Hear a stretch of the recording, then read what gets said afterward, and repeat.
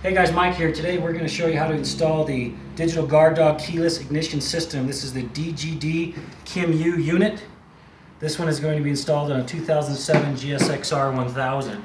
This has the new system that Digital Guard Dawg has just come out with. It has the plug-and-play system.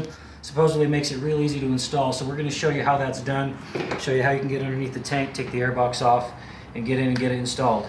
As a disclaimer, I do not work for Digital Guard Dawg, but they sent me this cool t-shirt, so I'm going to wear it while I'm doing the install. Alright guys, here's our Jigsaw 1000 we're going to be working on. We're going to take you step by step and show you how to take this thing apart, what you need to do to get inside, and how to install the whole system.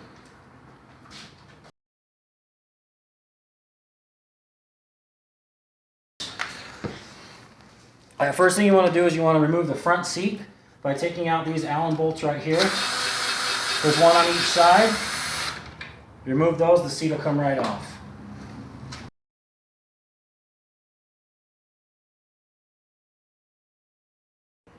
Okay, the next step is you want to remove these side fairings right here. These are easy to remove.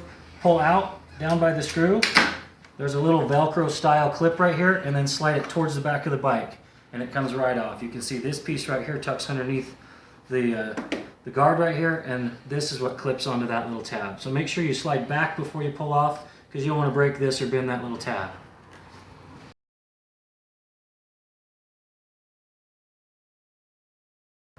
Alright, next step is to remove the gas tank, or at least get underneath the gas tank so you can remove the air box. So we're going to remove the tank. Now, some of you may be able to do this without actually removing the tank. The tank, you can tip it up, and you can put a prop rod underneath here if you want to work with this air box right here. In order to show you all the details of where the wires are going, we're going to remove the tank. This is easy to do with two people. Underneath here, you'll notice there are some vent hoses. Here's your fuel line, and then there is an electronic clip down here that you're going to want to take off. So I'm actually going to have my brother Chris help me with that, and we'll show you when it's taken off.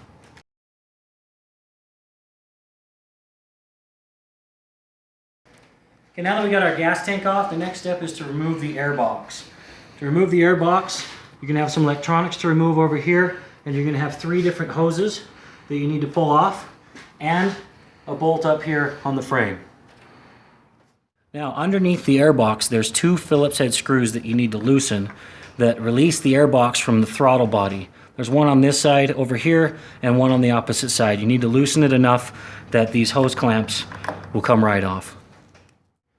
Okay, now that we've got all of our hoses off, all the electronics off, and the bolts off, and we've loosened the hose clamps underneath, this box should pull straight up, come right off the throttle body, and slide out from underneath the frame.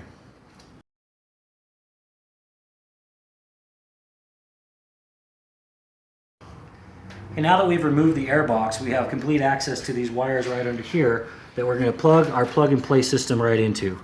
Right here. These are the wires that go up to your engine cutoff switch and your ignition key.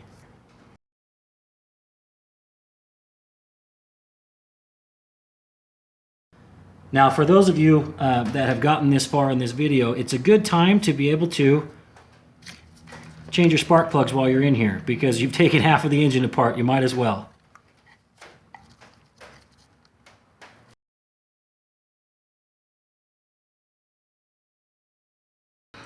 And now when you plug this system in, you want to make sure all the tines and teeth in there are straight so you don't bend any of them.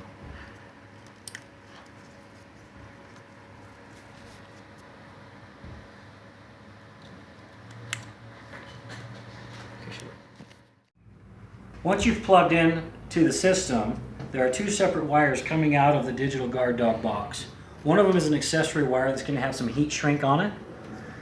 The next one is a ground wire. This is the wire that needs to be grounded for this system to work. So if you want to test it at this point, you can just connect this to the negative on the battery, or you can actually put the end cap on it and put it on there. But in order to tuck all your wires away, you probably don't want to connect it yet.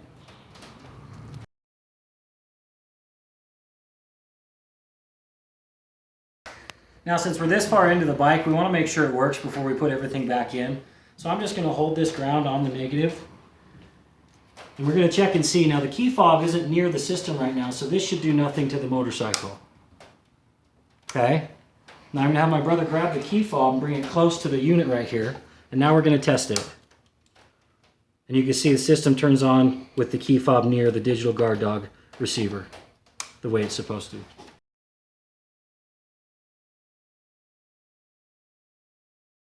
So we have the bike all back together. You notice right here I've got the key out of the ignition. The ignition is in the off position. So what we're going to do now, we have the key fob right here next to the bike. So when we turn the ignition cutoff switch to the run position, the bike turns on, the injectors turn on, it's ready to start, it's ready to go. System turns it off. Make sure you look in your manual to find out how to take it from manual mode to automatic mode so you don't have to push the button on the fob every time you want to turn the bike on and off. It'll just do it automatically. It's a proximity fob, so you want to put it on automatic if that's how you want it. Thanks, comment below.